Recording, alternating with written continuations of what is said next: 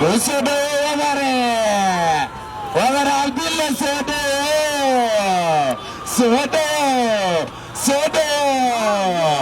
Yeah. Thousands gathered at Wajir Airport ready to receive King Wabar Abdille Wabar at Wajir County.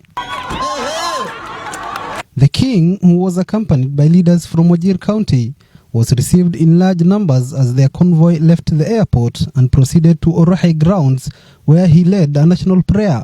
King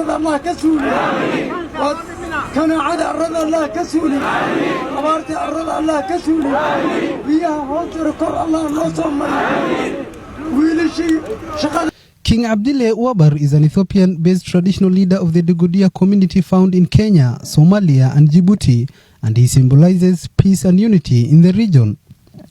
The king was feted with the Elder of Burning Spear Award by His Excellency Uhuru Kenyatta on Monday for his role in ensuring cross-border peace and unity.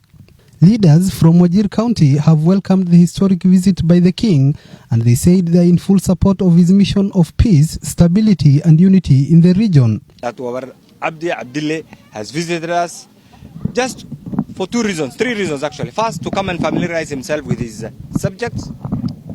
Of course, all of us who are here included. Two, to come and preach peace, stability and unity.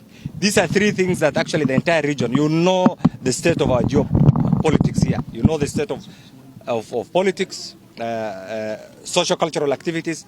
And his message has been to bring together the people of the Horn of Africa, the people of East Africa, and the entire African community.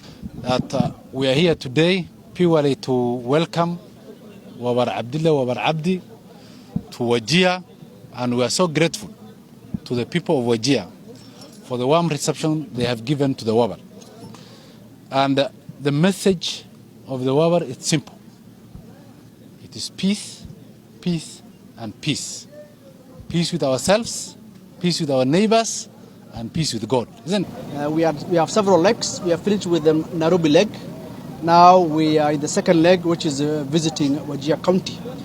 So, and we are extremely happy. The message is the same. Wara Abdille, Wara Abdi has a message of peace, has a message of unity, and has a message of prayers for everybody.